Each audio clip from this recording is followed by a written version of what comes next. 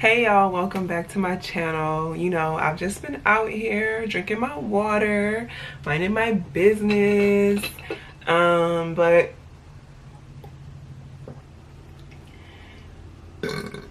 back to you guys with a review of the second episode of A Black Lady Sketch Show. And so let's get into it.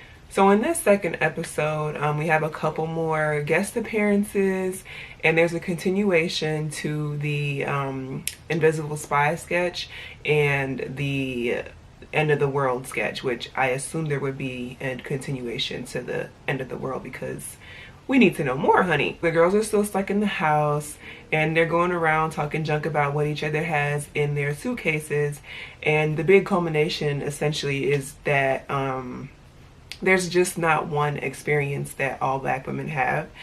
So Ashley states that she doesn't wrap her hair up at night, and this is just like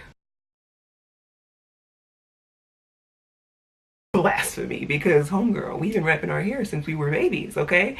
So this is not, what are you talking about? And then they eventually start going along things that, you know, they all don't do that maybe most black women do. And so it was just interesting to see that. And just the statement alone that we all don't share the same experience, I think was important, again, done in a funny way, or a lighthearted type of way.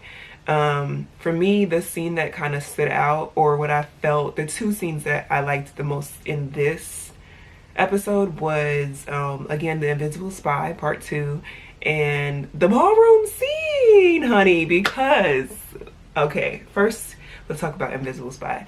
Ashley Nicole Black did her thing again, you know, just being funny, like naturally.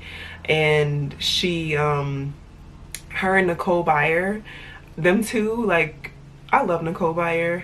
I'm just now really getting into Ashley Nicole Black, don't kill me, but I appreciate her in this series. So just that banter between Ashley Nicole Black and her counterpart, like, oh, you know, you're so attractive, I don't even know how this is happening. What did you do? Seduce somebody into giving you the passcode? Like, the little things is so funny. I thought that scene was probably the most like funny, like haha funny, like it would make me laugh.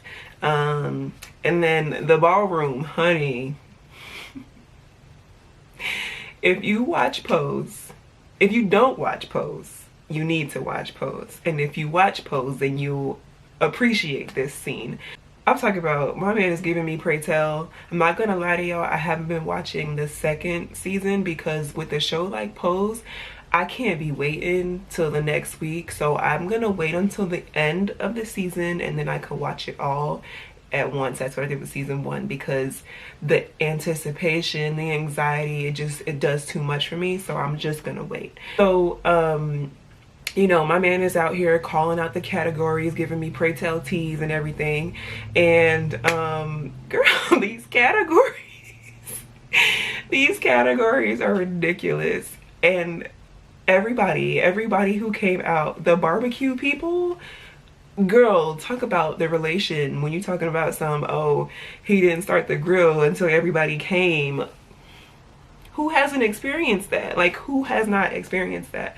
And like the Eeyore, the depression, I know like people might get mad that they're making fun of depression, but this is why, like, I feel that this show is a satire type comedy or like dry humor, and you have to value that to really gain or understand where they're coming from, because I feel like that's what I get from it, and I appreciate that type of comedy. So for me, it's like, I get y'all, like I see where y'all are coming from.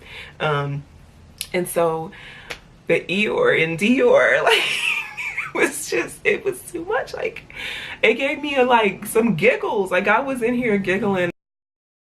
So my aunt slash mom, my momty, because it's auntie and mom, Loretta Devine, like, okay, can we just talk about grace? Let us bow our heads to her. And the scene with the marriage, like the detail down to even the cake topper looking just like them, I appreciated that, okay?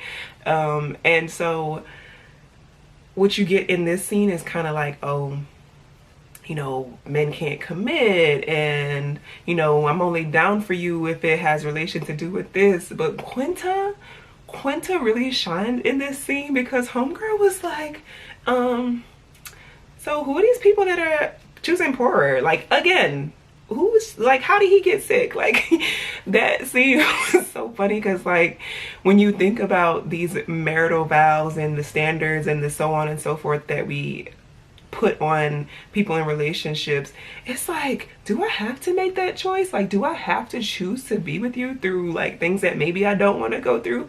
It poses a question.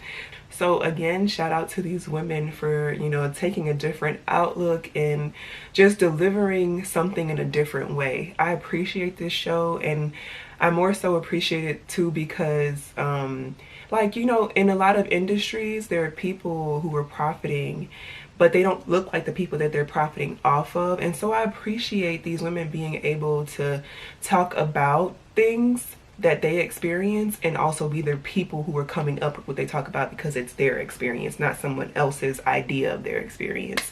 And so yeah, again, like the last time, let's get the discussion started in the comments. Tell me, did you appreciate this episode? Did you like this episode? Was it boring? Did you find it funny? What did you find funny?